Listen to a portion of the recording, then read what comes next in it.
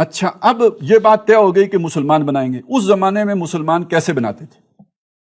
ایک نیچرل طریقہ تھا. میرا ایک قبیلہ ہے، میرے قبیلے کا ایک چیف ہے، یعنی جسے ہم سردار کہتے ہیں. وہ سردار جو فیصلہ کر کے آتا ہے وہ پورے قبیلے کو قبول ہے. یہی ہوتا تھا نا. یہاں تک کہ سردار نے اگر اسلام قبول کر لیا نا، سارا قبیلہ اسلام قبول کر لیا. جسے سمجھ آئی نہیں آئی اس سے کوئی فرق نہیں پڑتا، سردار مسلمان ہو گیا تو سارا قبیلہ مسلمان ہو گیا. تو سردار کا فیصلہ پورے قبیلے کا فیصلہ ہے. تو آپ کے پاس جو نامی گرامی سردار ہیں ان کو بٹھائیں، بلا لیں ان کو، اور وہ جب آپ بلا کے انہیں بٹھا لیں گے اور وہ جس پر ان کا فیصلہ ہو جائے گا تو یہ گویا مسلمانوں کا فیصلہ ہوگا. ٹھیک ہے، بات سمجھ میں آ گئی نا میری؟ یہ مسلمانوں کا فیصلہ ہے. لہذا جب وہ اصحاب حل و عقد بیٹھتے تھے وہ کہتے تھے بیعت مباحثے کے بعد ابو بکر پہ اتفاق ہو گیا، یہ گویا سارے مسلمانوں کا اتفاق ہے. بیعت مباحثے کے بعد حضرت عمر پر اتفاق ہو گیا، یہ سارے مسلمانوں کا اتفاق ہے. بیعت مباحثے کے بعد حضرت عثمان پہ اتفاق ہو گیا، یہ سارے مسلمانوں کا اتفاق ہے. ہر ایک مسلمان سے جا کے پوچھنے کی ضرورت نہیں ہے. ان کے ریپریزنٹیٹیو، نیچرل ریپریزنٹیٹیو موجود ہیں معاشرے کے اندر. یہ بائی برتھ ہیں. جس قبیلے میں آپ پیدا ہوئے اس قبیلے کا جو سربراہ جو فیصلہ کرے گا آپ مانیں گے. یہ اس دور کا رواج ہے. آج ہمیں سمجھ نہیں آئے گا. آج ہم ابا جی کی نہیں مانتے تو قبیلے کے سربراہ کی کون مانے گا؟ یہ نیا دور ہے. وہ دور یہ نہیں تھا. اس دور میں ابا جی پھڑکا بھی دیں تو کوئی پوچھنے والا نہیں تھا. ابا جی کو حق حاصل تھا کہ بیٹے کو پھڑکا دیں، پھڑکا دیتے تھے. تو قبیلے کا چیف دربدر کر دے، سوشل بائیکاٹ، قبیلہ کر جائیں گے کہاں؟ پولیس ہے نہیں، تھانہ ہے نہیں، ریاست کی یہ صورت ہے نہیں. آپ کو جتنے آپ کو حقوق ملے ہوئے ہیں وہ قبیلے کے تحفظ کی وجہ سے ملے ہوئے ہیں. قبیلہ ہی نہ رہا تو آپ کی تو زندگی ختم. لہذا قبیلے سے باہر چلے جائیں یہ ناممکن. تو اور قبیلے کا سربراہ وہ لوگ منتخب نہیں کریں گے، وہ بائی برتھ ہوگا. وہ جیسے بھی وہ ایک ہوتی تھی اپنی طاقت کے بل بوتے پہ ہوتا تھا. ظاہر یہ انٹلیکچولیزم کا دور تو اب آیا نا. پہلا دور یہی تھا کہ جو قوی ہے مار دھاڑ کر لیتا ہے وہی اوپر چڑھ جائے گا. طاقت ہی کے بل پر ساری بات ہوتی تھی. تو یہ قبیلے کا تو معاملہ یوں چلتا تھا. اب آئیے، ہم نے اصول نہیں چھوڑ سکتے. وہ تو چھوڑیں تو توحید سے گئے، مشرک ہو گئے. اصول وہی لینا ہے. مسئلہ صرف یہ ہے کہ آج پہلی بات تو ہم نے سمجھ لی، کوئی خود سے خلیفہ نہیں بن سکتا. میں اٹھ کے کہوں جی میں آپ کا خلیفہ ہوں، یہ ہو سکتا ہے؟ نہیں ہو سکتا. سمجھ لیں، ہمارے ملک کے تمام علماء جمع ہو کر، ہمارے ملک کے سارے علماء جمع ہو کے اپنے میں سے ایک کو خلیفہ بنا لیں. نہیں چلیں قیامت آ بھی جائے تو یہ اس تصور کے مطابق یہ اس کی خلافت جائز خلافت نہیں ہوگی. یہ ایک طبقے نے اپنے لیے خلیفہ بنایا ہے. آج کے علماء ہم مسلمانوں کے صحیح نمائندے تو نہیں ہیں. ٹھیک ہے، اچھا اسی سے آگے چلیں. کور کمانڈر سارے بیٹھ کے کسی کو خلیفہ بنا دیں.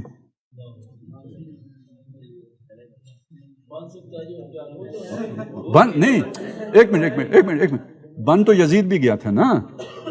بن جانا ایک علیحدہ مسئلہ ہے. بن جانا ایک علیحدہ مسئلہ ہے. میں جو بات آپ کو سمجھا رہا ہوں آپ کو، یعنی ہمارا علمی ورثہ کیا کہتا ہے، ہماری دلیل کیا کہتی ہے، ہماری آئیڈیالوجی کیا کہتی ہے.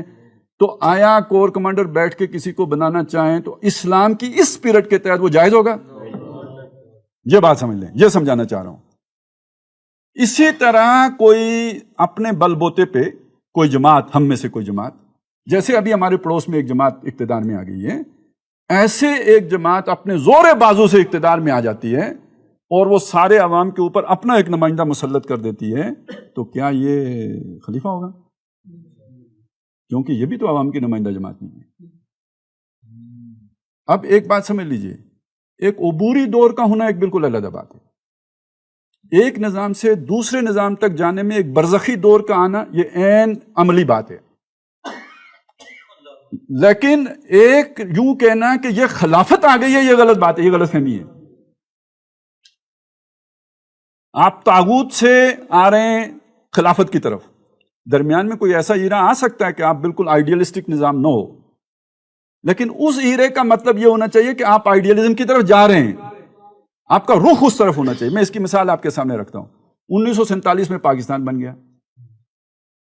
ہمارے پاس تو ابھی کوئی نظام ہی نہیں تھا جس کو ہم ایک دم نافذ کرتے آج کے دور کے اعتبار سے. تو ہم کہہ سکتے ہیں 1947 سے لے کے 1956 تک کا ہمارا عبوری دور ہے. 56 میں جا کے ہم نے آئین بنایا. اب گویا ہم نے اسلام کی طرف پہلی پیش قدمی کی. ٹھیک ہے, کچھ اس سے پہلے بھی کرتے رہے.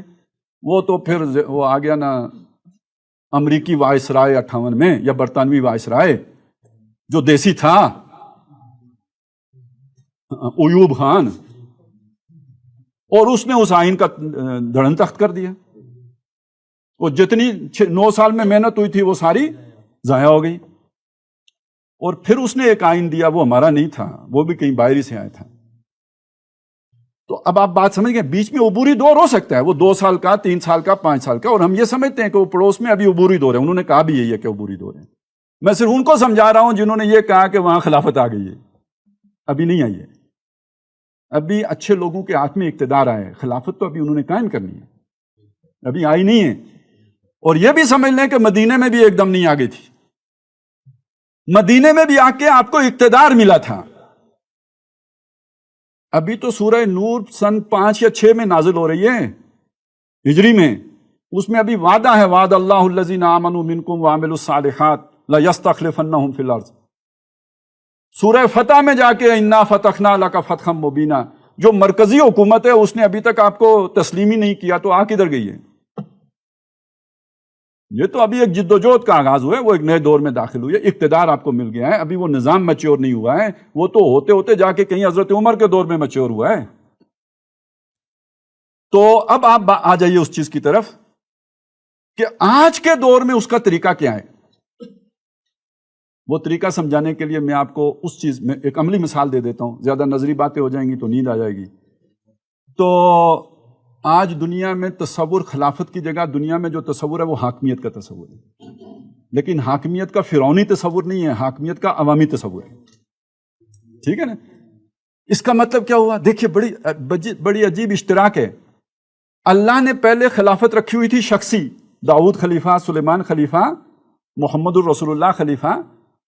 شیطان کی جو خلافت تھی حاکمیت والی وہ بھی شخصی چل رہی تھی. فرعون, نمرود, ابو جہل, یہ شخصی چل رہی تھی. اللہ نے آج سے 1400 سال پہلے خلافت کو اجتماعی کر دیا. خلیفۃ المسلمین ہونا شروع ہو گیا, یعنی خلافت عوام کو مسلمین کو منتقل ہو گئی. میں رک جاؤں, سمجھ آ جائے گی؟ اسے ذرا آپ کنسیو کر لینا کہ خلافت اجتماعی ہو گئی, انفرادی سے نکل کے اجتماعی ہو گئی. کب ہوئی؟ 1400 سال پہلے ہوئی. شیطان نے تو 200 سال پہلے حاکمیت اجتماعی کی ہے. جب اس نے دیکھا کہ آدم خود شناس و خود نگر ہو گیا. یہ خود شناسی, خود نگری کس نے دی تھی؟ یہ بھی محمد رسول اللہ کی دین ہے. جب خلافت اجتماعی ہوئی تو خود شناسی, خود نگری آئی نا. اور اب وہ شیطان کے لیے بھی جگہ تنگ ہو گئی تو اس نے اپنی حاکمیت کو اجتماعی کر دیا. لیکن مصیبت یہ تھی کہ ہم نے اپنی خلافت کو شخصی کر چکے تھے, یزیدی بنا چکے تھے نا ہم خلافت کو.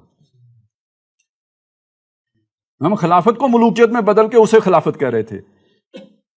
یعنی شیطان نے اب ارتقا شروع کیا, ہم نے رجت قہقری کا مظاہرہ کیا. اب ہماری خلافت وہ سلیمانی خلافت کی طرح کی ہو گئی تھی نا, شخصی ہو گئی تھی. اور اس کے اندر بلکہ نہیں, یہ بھی غلط مثال ہو گئی. یعنی ایک ظاہری اعتبار سے حضرت سلیمان کے ساتھ اس کی مناسبت ہو گئی تھی, حقیقت میں تو ایک یوں سمجھے طاغوت کی شکل اختیار کر چکی تھی, اگرچہ کہ شریعت نافذ تھی.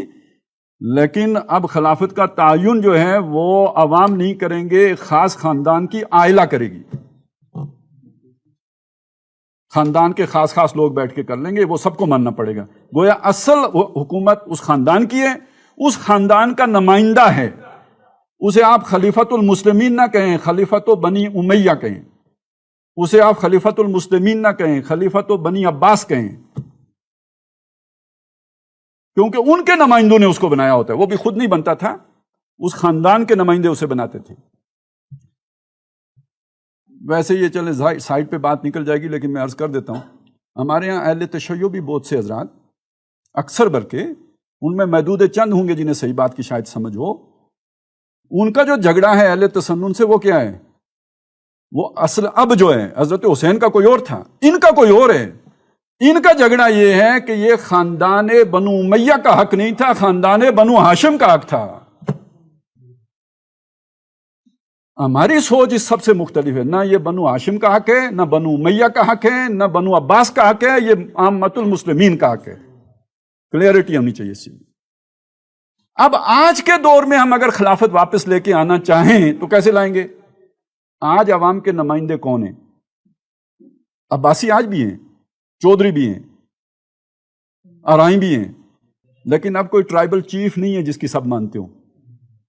راجہ کوئی ایسا نہیں ہے جس کی سارے مہاراجے، کوئی ایسا مہاراجا ہو جس کی سارے راجے مانتے ہوں. اب ماننے کا طریقہ دنیا نے اس حاکمیت والے طریقے کے تحت تبدیل ہو گیا کہ جب وہ حاکمیت آئی تو شیطان نے اس حاکمیت کو، جب اس مجبوری بنی کہ اسے عوامی بنائے، تو اس کا طریقہ کیا رکھا؟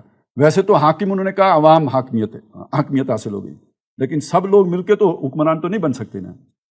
تو انہوں نے کہا جی اپنی پاور ڈیلیگیٹ کرو اپنے نمائندے کو.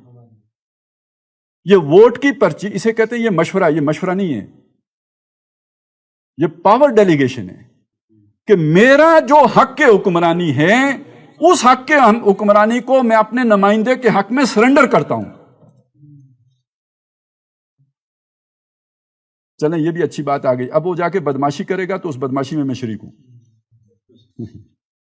وہ جا کے حرام خوریاں کرے گا تو میں نے اسے یہ پاور ڈیلیگیٹ کی. ٹھیک ہو گیا؟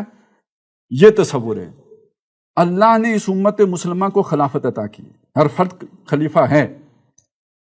اب وہ اپنی پاور ڈیلیگیٹ کرے گا کسی کو، جس کو ڈیلیگیٹ کرے گا وہ اس کا نمائندہ ہوگا. اور یہ نمائندگان پھر جس کو بنائیں گے یا جو قانون بنائیں گے وہ گویا اس عوامی خلافت کا، یوں سمجھے اس کی اسپرٹ کو زندہ رکھتے ہوئے وہ کام آگے چل رہا ہوگا. حاصل کلام کیا ہوا کہ اب عوام کے پاس یہ حق ہے کہ وہ اپنے خلیفہ کا انتخاب کریں. وہ خلیفۃ المسلمین ہوگا. وہ نمائندوں کے ذریعے سے بھی ہو سکتا ہے، براہ راست بھی ہو سکتا ہے، جیسے صدر کا انتخاب امریکہ میں ہوتا ہے، اس طرح بھی ہو سکتا ہے. آپ پہلے کسی پارلیمنٹ میں ایک گروہ بھیجیں، وہ اصحاب حل و عقد ہو جائیں گے، وہ ہو جائیں گے جن کو آپ نے بنا کے بھیجا ہے. اور اس کے بعد وہ بھی جس کا تعین کر دیں، وہ یا اس کے بعد ووٹنگ ہو جائے کہ ہم نے یہ 6 آدمیوں کا تعین کیا ہے، ان 6 میں سے آپ کسی ایک کو بنا لو.